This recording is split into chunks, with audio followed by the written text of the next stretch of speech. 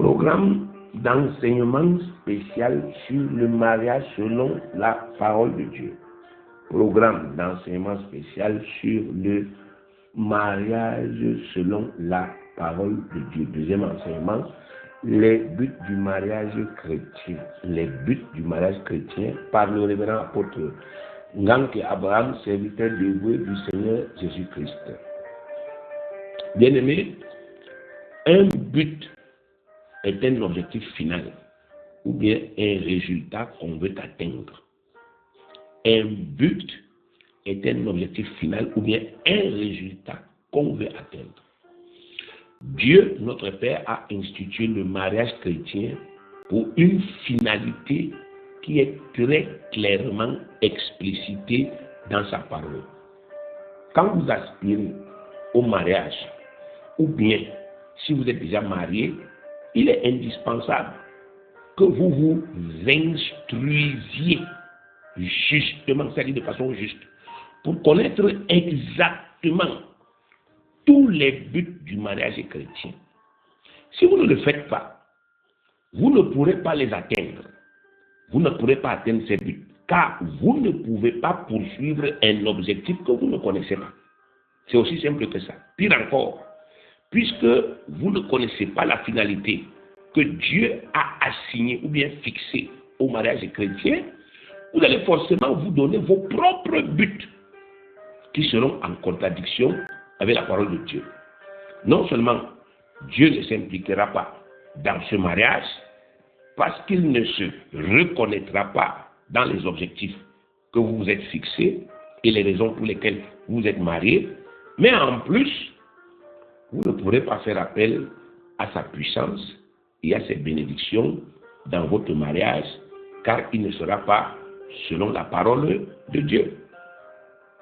1 Jean 5, 14, 1 Jean chapitre 5, verset 14, nous avons auprès de lui cette assurance que si nous demandons quelque chose selon sa volonté, il nous écoute.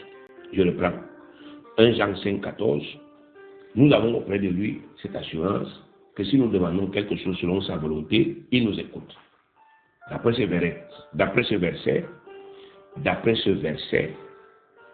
si dès le départ, notre mariage n'est pas selon sa volonté, il ne peut pas nous écouter. Si dès le départ, notre mariage n'est pas selon sa volonté, il ne peut pas écouter notre prière et il ne peut pas accéder à nos demandes. C'est aussi simple que ça. Les gens veulent se marier, ce n'est pas un péché. Les gens se sont mariés, ce n'est pas un péché.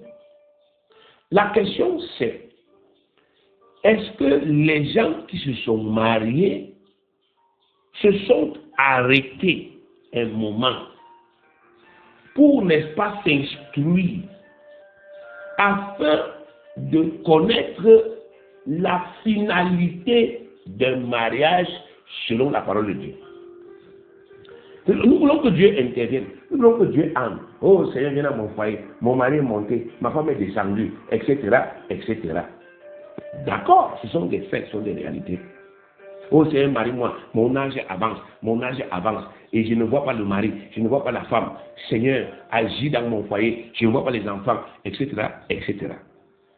Alors, la question que vous devriez commencer par vous poser, c'est est-ce que je sais ce que c'est que le mariage selon Dieu? Est-ce que vous avez bien suivi le premier enseignement?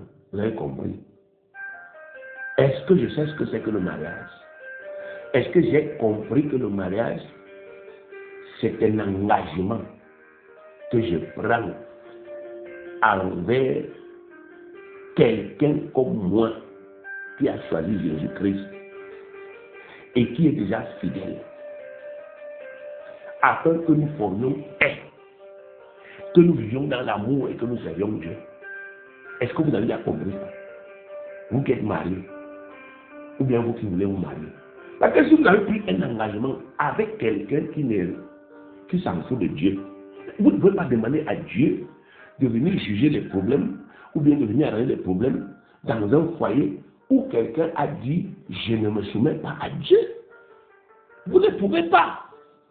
C'est pour cela qu'il ne faut pas être pressé de se marier. Il faut d'abord s'arrêter. Et il faut réfléchir profondément. Est-ce que la personne là que j'aime, la personne qui fait battre mon cœur là, est-ce que la personne là est chrétienne? Est-ce que la personne là est soumise aux lois du Christ?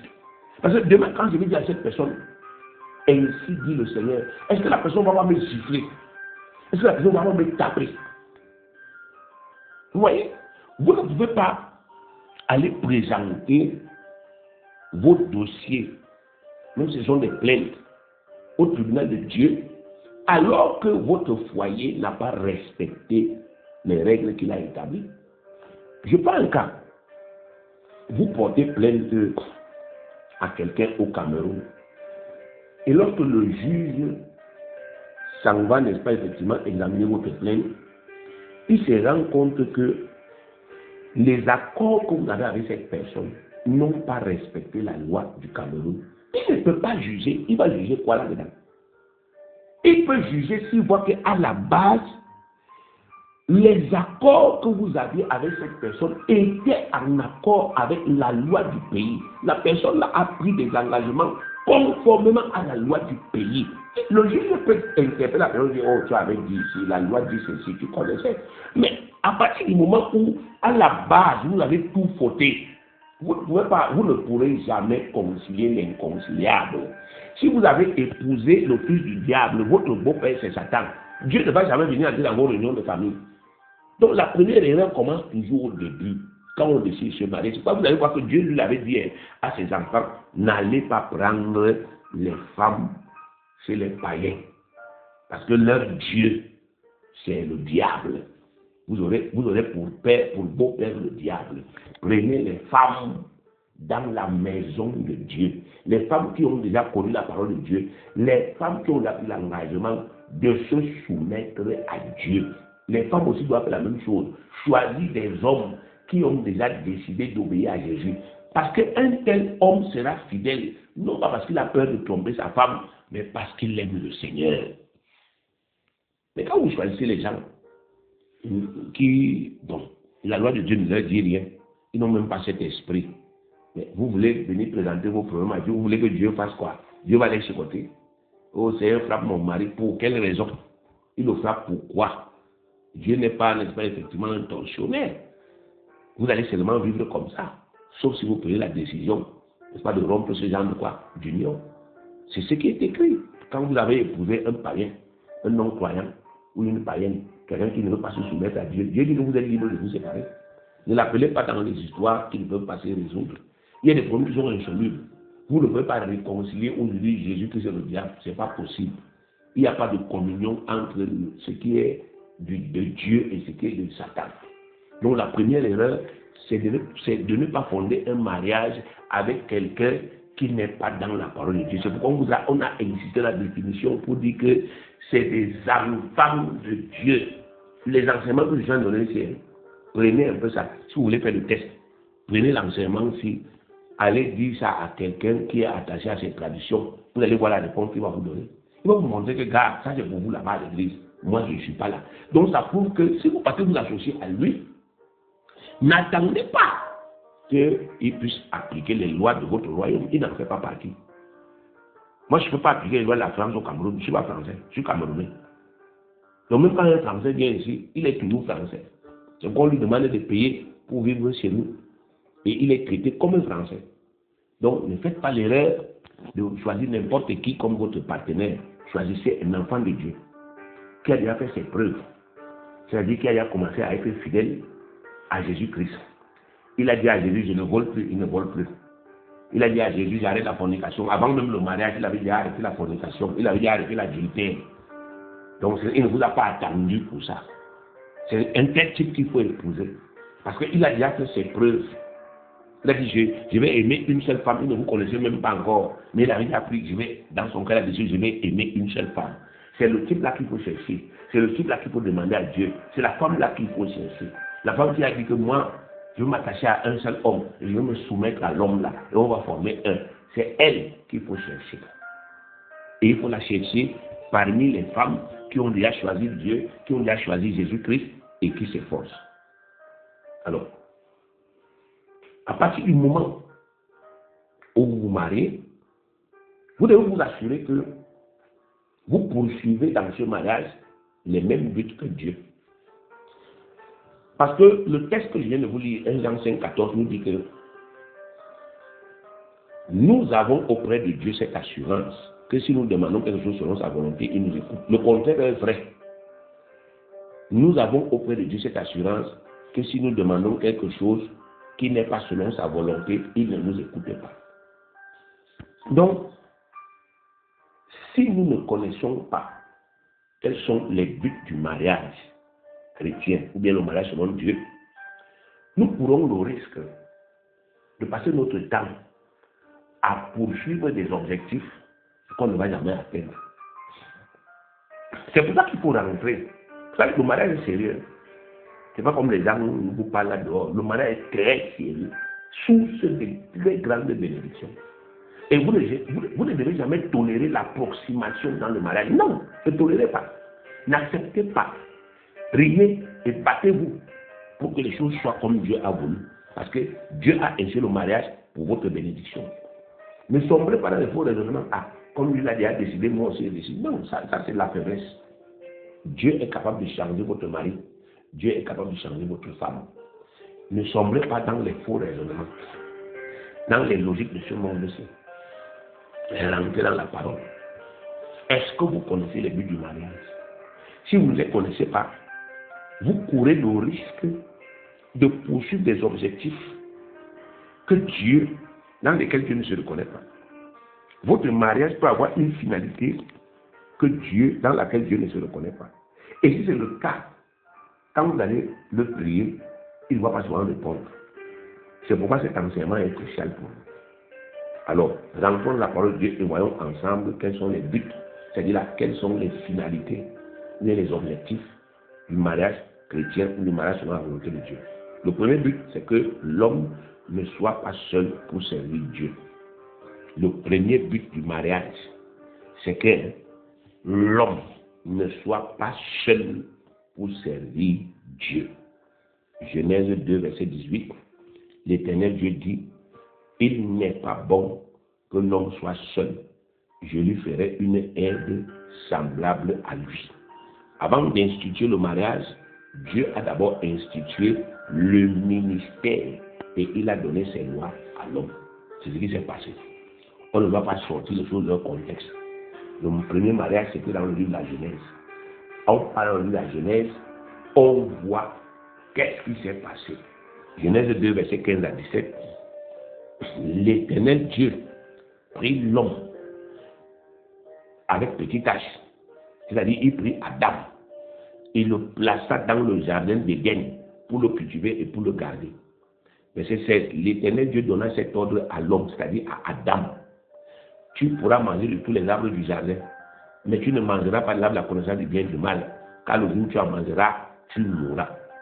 Donc, quand il dit, il n'est pas bon que l'homme, Adam, soit seul, il fait référence à ce ministère et à ces lois-là. Dieu n'a pas trouvé bon que Adam soit seul pour travailler dans le jardin et pour garder ses lois. Dieu n'a pas trouvé bon que Adam soit seul pour entretenir le jardin. Dieu n'a pas trouvé bon que Adam soit seul pour garder les lois et pour les perpétuer. Raison pour laquelle il a créé la femme. La première mission de la femme est donc de combler la solitude de l'homme, d'être la compagne de l'homme dans le ministère, c'est-à-dire le travail, et dans la conservation des lois de Dieu. Si ce n'est pas pour ça que la femme se marie, ce mariage est biaisé dès le départ et il ne va jamais tenir la route. Est-ce que vous me suivez? Donc, vous-même, qui vous êtes marié, vous l'homme, si ce n'était pas ça que vous recherchez, c'est-à-dire la femme qui sera votre compagne dans le ministère, c'est-à-dire le travail que vous devez faire pour Dieu sur la terre, c'est ça qu'on appelle le ministère, le travail que je dois faire pour Dieu sur la terre. On élargit ce terme. Bon, je dois être policier, c'est mon ministère que je dois rendre à Dieu sur la terre. Je dois servir Dieu à travers la police. Dieu dit que tu ne peux pas faire ça seul. tu as besoin d'une femme.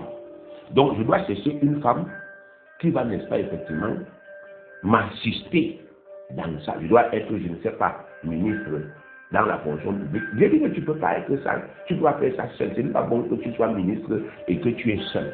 Il te faut quelqu'un. Tu as besoin d'un complément. Et le complément, là, il a appelé la femme. Tu as besoin d'une aide. Et c'est la femme. Tu as besoin d'une compagne. Et c'est la femme. Tu dois être pasteur. Dieu dit que ce n'est pas bien que tu sois pasteur seul. Il faut que tu aies une femme qui t'accompagne. Alors, à partir de ce moment, quand j'ai compris que la première mission de la femme, c'est de m'accompagner dans le travail que Dieu m'a demandé de faire sur la terre, de m'aider à faire ce travail, de me compléter pour que je sois complet et que je fasse ce travail, que nous le fassions ensemble et que je garde les lois de Dieu, je ne cherche plus n'importe quelle femme. Forcément, je vais chercher une femme qui a un attachement, n'est-ce pas, effectivement, visible à Dieu. Je vais chercher une femme qui a déjà, n'est-ce pas, effectivement, ce même objectif dans son cœur.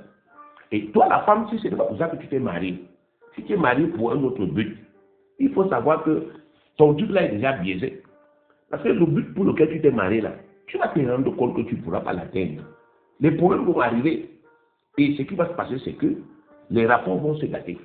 Parce qu'effectivement, tu ne seras pas satisfait.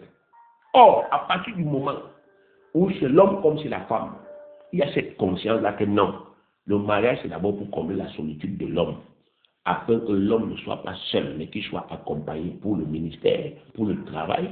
Bien aimé, dès lors qu'il y a ça, dès lors qu'il y a cette harmonie-là, cette convergence de pensée, rien ne peut plus vous déstabiliser.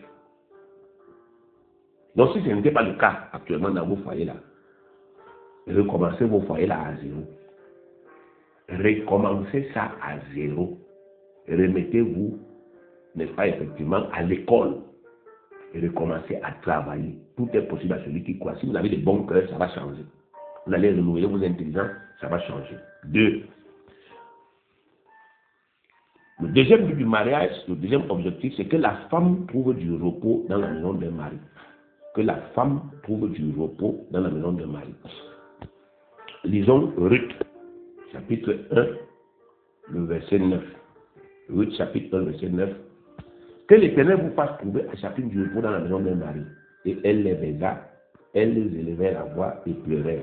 Que l'Éternel vous fasse trouver à chacune du repos dans la maison d'un mari. C'est Naomi, n'est-ce pas, effectivement, qui était en train de prier et de bénir ses deux belles filles. Vous savez que Naomi était partie d'Israël avec son mari. Ils sont partis s'établir dans le pays de Moab. Et Naomi avait 2 fils.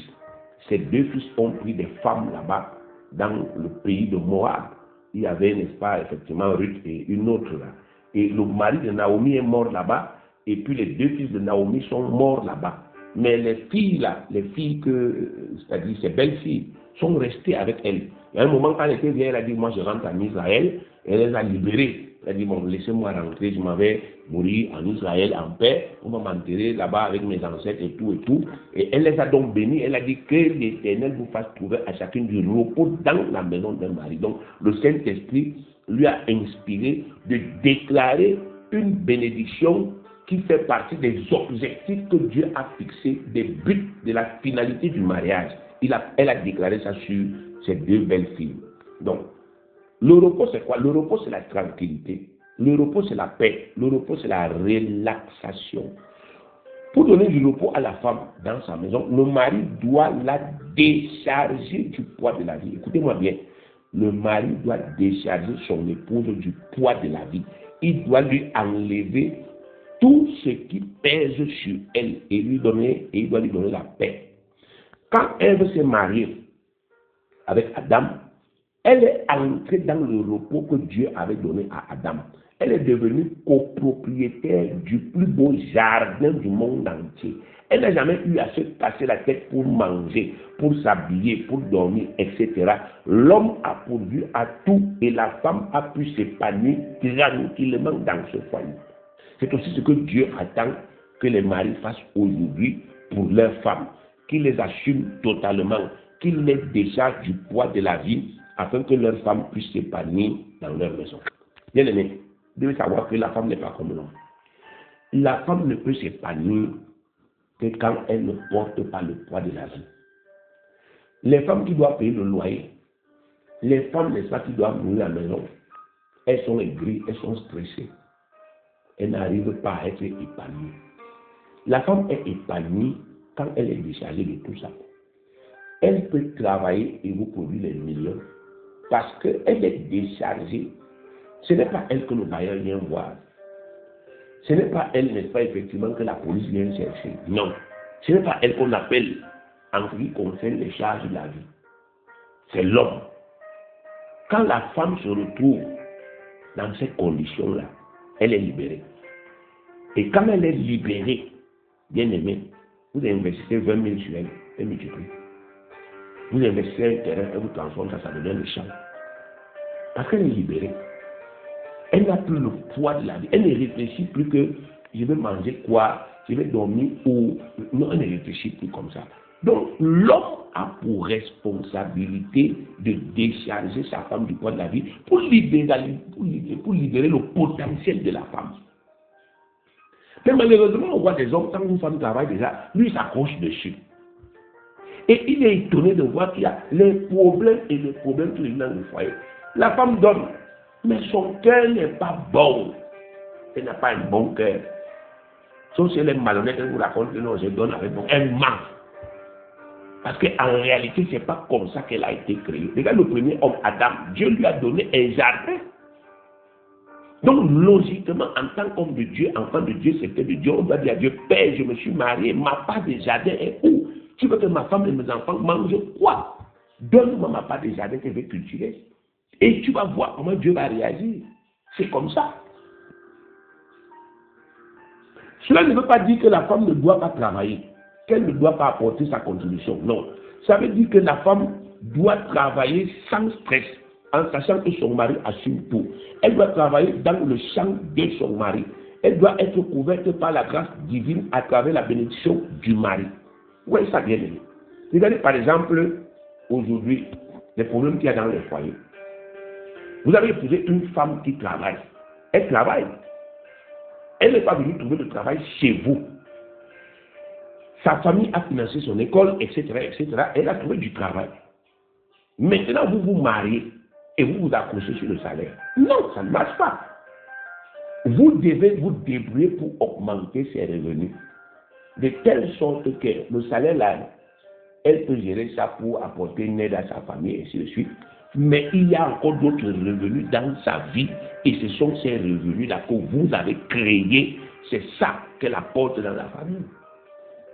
Si vous ne faites pas ça, mais votre belle famille sera toujours en train de vous insulter.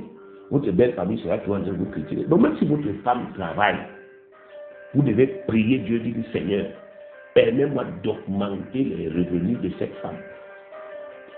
Permets-moi peut-être de créer une entreprise à la femme aussi. Elle a le travail qu'elle fait là-bas, c'est vrai, mais je crée encore quelque chose. Et cette chose-là produit plus d'argent que son travail là.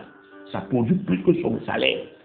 Et c'est là-bas que, n'est-ce pas, elle apporte sa contribution pour, n'est-ce pas, la maison. Si elle veut le salaire, là, elle prend et donne tout à sa famille. Ils ne vont pas nous juger, ils ne vont pas nous critiquer, on ne sera pas une pierre d'achoppement pour eux. Donc, vous devez savoir ces choses, parce que c'est la loi, parce que c'est la justice. Un homme doit décharger sa femme.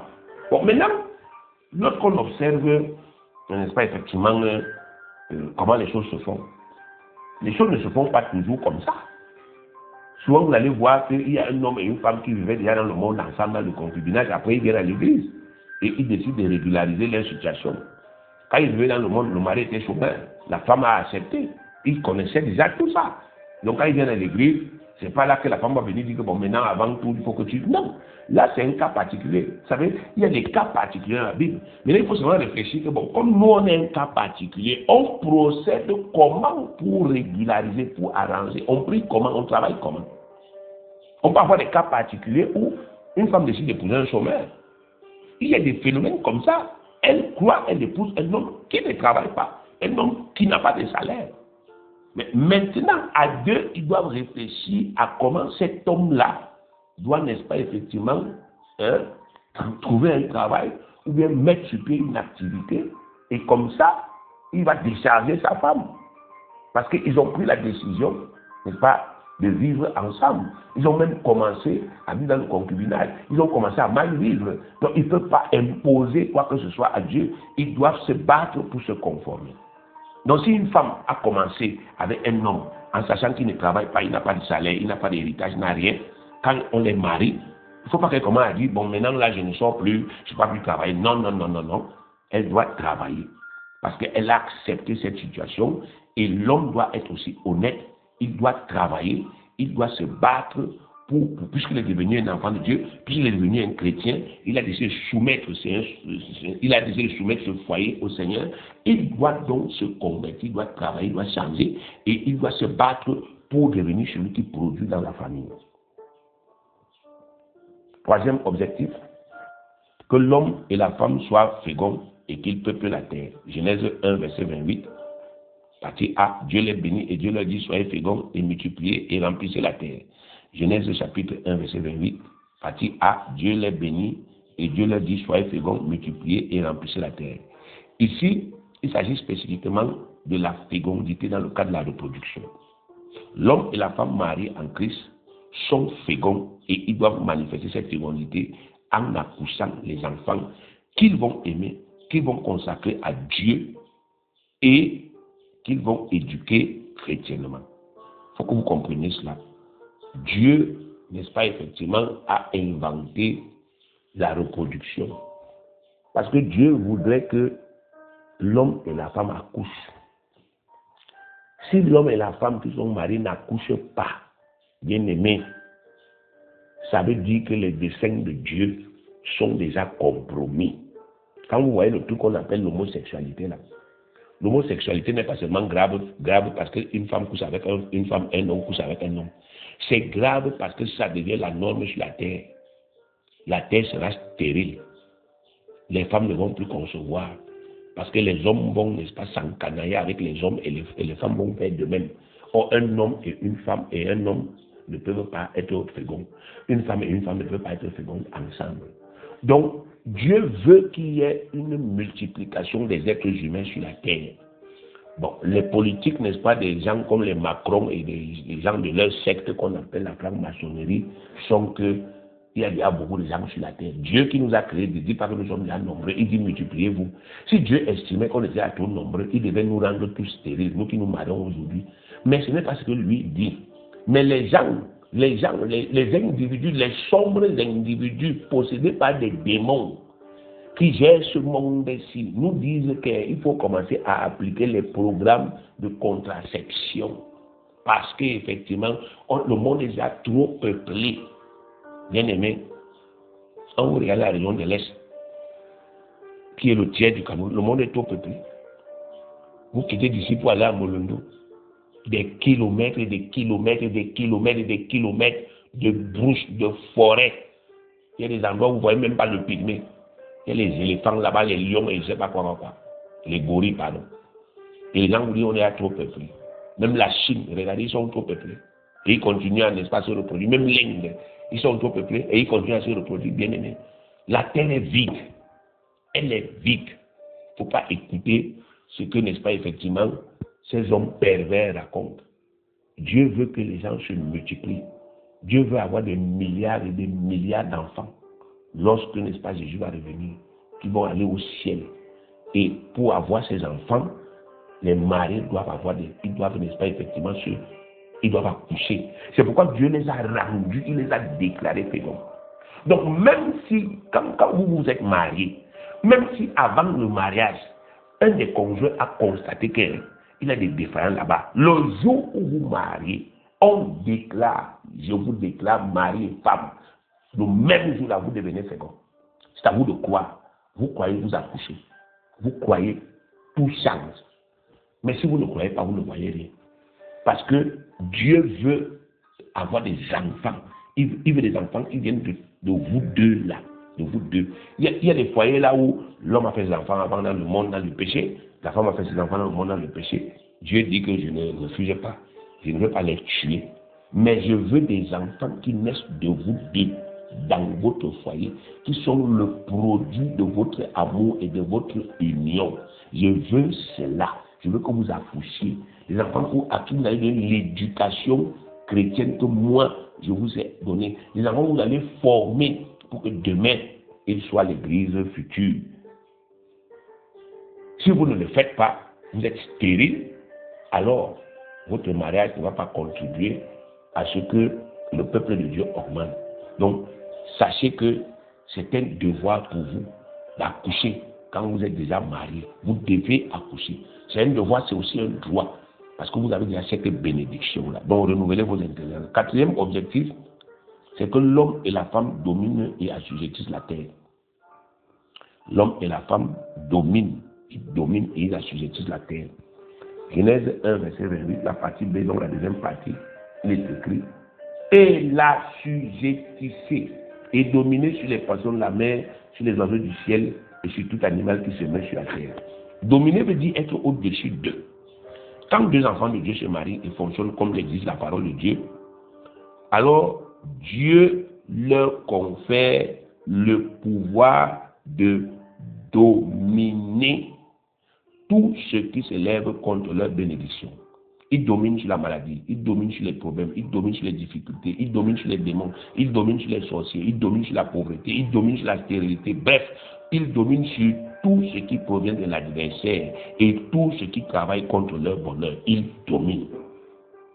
Quel que soit le temps qu'un mal quelconque qui est entré dans leur vie fait, pour finir, il sera vaincu.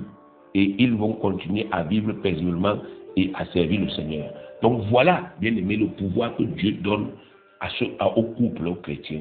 Au couple chrétien, il dit, je vous donne le pouvoir de dominer. Vous pouvez vous marier et vous êtes endetté. Dieu dit, dominez-moi la dette. Pratiquez-moi la parole de Dieu ensemble. La dette va partir. Vous pouvez vous marier et puis vous allez à l'hôpital, on dit que non, le sang est incompatible. Il dit, pratiquez ma parole, ça sera compatible. Vous pouvez vous marier et quand vous mariez, les problèmes s'élèvent. Il dit, vous avez un pouvoir. Quand vous êtes unis là, les problèmes là ne peuvent rien parce que la puissance que vous dégagez là, ça dépasse les problèmes. Pratiquez ma parole, vous allez, n'est-ce pas, régler ces problèmes là, vous allez dominer cela. Les démons peuvent entrer, mais quand vous êtes unis, vous allez, n'est-ce pas, effectivement dominer. Vous voyez bien aimé, pourquoi est-ce que le diable travaille pour qu'il y ait toujours désunion?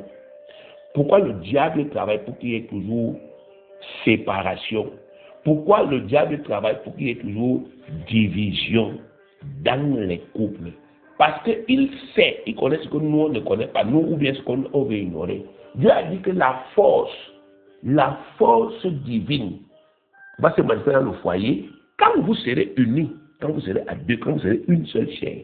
L'homme s'attache à la femme, les deux se mettent ensemble. Donc à partir du moment où il y a mauvaise foi, mauvaise volonté, c'est fini. C'est fini. Dès que quelqu'un commence à penser là, je vais profiter de l'autre, c'est terminé. Le foyer là est vaincu. Vous allez dominer qui? Pendant que l'un fait les efforts, l'autre, n'est-ce pas, effectivement, n'est-ce pas, lâche du lest. C'est tout. Pendant que l'un travaille, l'autre se relâche. C'est tout. Et l'adversaire, il va toujours trouver des failles.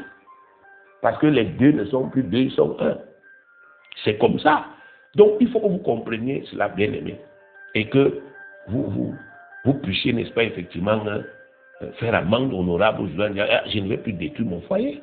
Je ne vais plus détruire mon foyer. Vous avez des foyers là où, au lieu que les gens regardent les objectifs, ils regardent les objectifs du foyer, ils regardent leurs propres objectifs.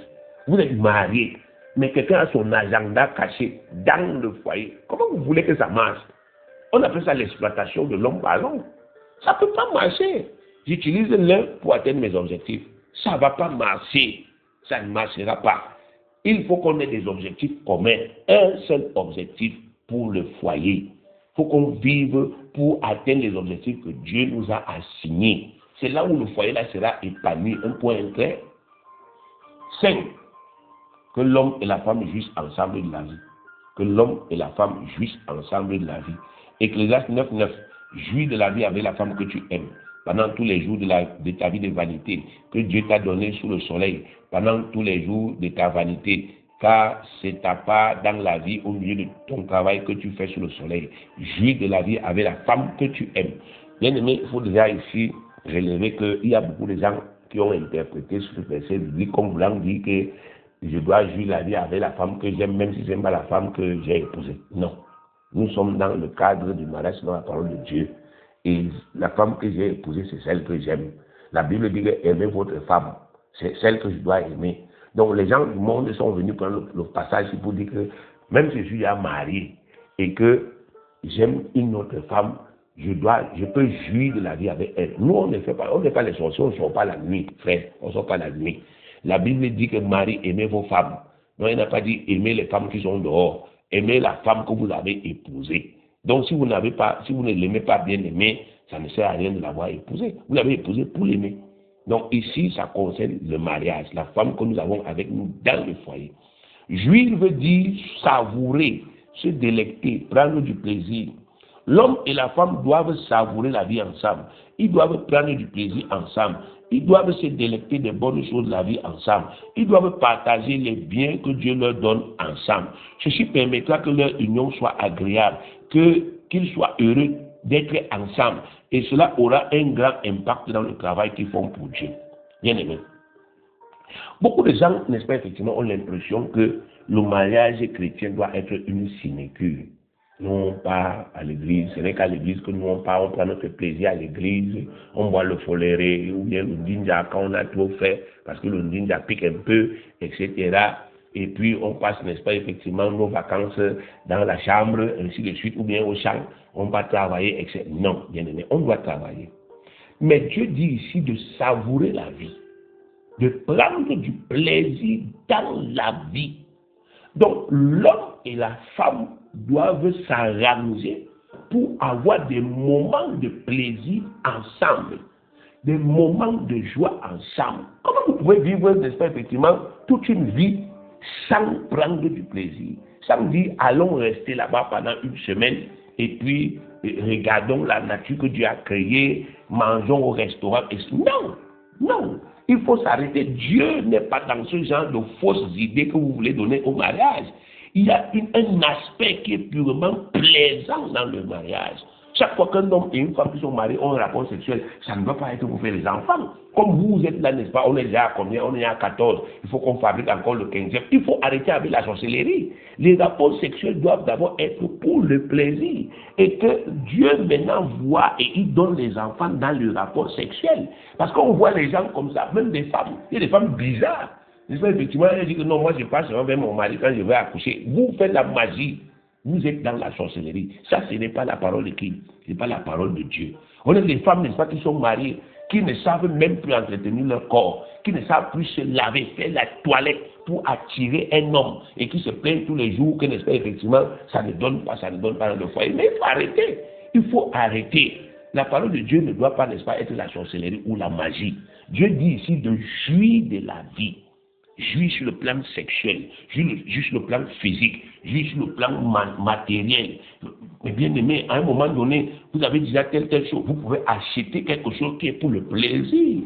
Oui, vous avez le droit d'acheter quelque chose qui est pour le plaisir. Vous avez le droit de faire un bon restaurant. Vous avez le droit d'aller en vacances. Quand on est en vacances, vous partez faire les champs. Nous, pendant les vacances, nous, on va aller faire les champs au village. Ça, c'est un plaisir. Ce n'est pas le plaisir, c'est le travail. Si vous voulez ne pas faire le champ pendant les vacances, divisez les vacances. On ira pendant cette période-ci pour faire le champ et après, on ira pour le plaisir. Voilà. Cela a pour but, bien aimé, de rendre agréable la relation du mariage. Dans l'église, quand vous avez une église, là où on ne s'arrête jamais, on ne fait jamais un moment de fraction de pain, on dit aux gens venez manger. Tous les jours, on est dans croisade, on est dans conférence, on est dans campagne d'évangélisation, ainsi de suite. Mais vous croyez que qu'est-ce qui va se passer? À un moment, les gens vont se sentir là. Ils vont être là de ce genre de choses-là. Donc, à un moment, il faut aussi que l'église s'arrête pour dire que les gars, on va organiser une fête, on va se réjouir. Ça peut être à l'occasion d'un mariage, même s'il n'y a pas de mariage, ça peut être à l'occasion de je ne sais pas quoi. On va dire, bon, on va fêter, on sera content, on va se réjouir, on va manger, on va boire ensemble, et on va danser, on sera heureux. Que les gens soient contents.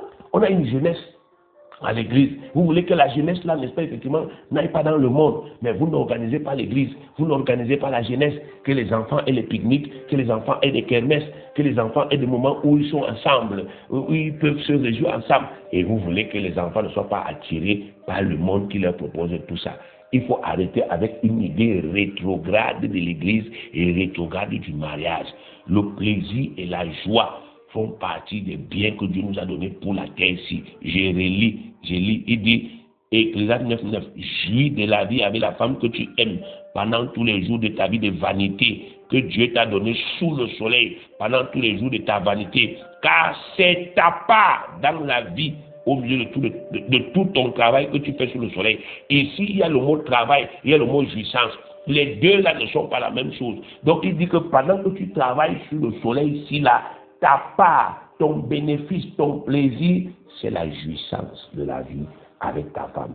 Si l'homme jouit seul des bonnes choses de la vie et il exclut sa femme, ça va causer des aigreurs et des frustrations. Parce qu'il y a des hommes comme ça, hein, ils jouissent seuls, ils laissent leur femme à la maison pour garder, n'est-ce pas, les bébés, pour garder, n'est-ce pas, effectivement, la famille. La femme est devenue la gardienne.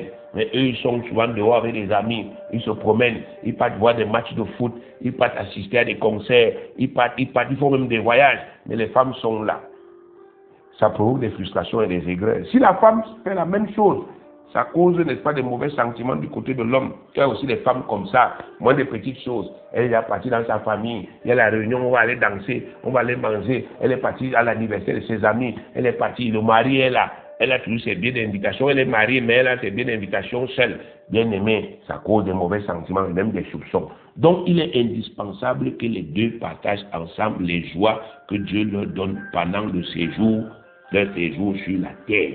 Vous devez partager ensemble. Si vous faites ça, vous allez voir. Donc, voilà, bien aimé, la finalité du mariage. Quand deux enfants de Dieu se marient sur la terre, voilà ce que Dieu veut voir dans leur foyer. Il veut voir un couple qui se met ensemble pour le servir dans la joie. Il veut voir une femme qui se sent de plus en plus reposée et tranquille et qui travaille joyeusement pour le bien de son mari. Il veut voir des enfants naître et être éduqués pour le servir dans le futur. Il veut voir les deux la dominer sur tout ce que le diable fait, toutes les œuvres du diable qui se dressent contre leur droit et leur bonheur. Et il veut voir le mari et la femme savourer ensemble les plaisirs de la vie et être joyeux. S'il ne voit pas ça, alors ce foyer ne marche pas comme il le faut. Il ne marche pas, n'est-ce pas, effectivement, comme Dieu attend, et il ne concourt pas à l'accomplissement des desseins terrestres de Dieu. Il a donc besoin d'être corrigé. Si c'est votre cas, vous avez besoin que votre foyer soit corrigé. Que Dieu vous bénisse au nom de Jésus.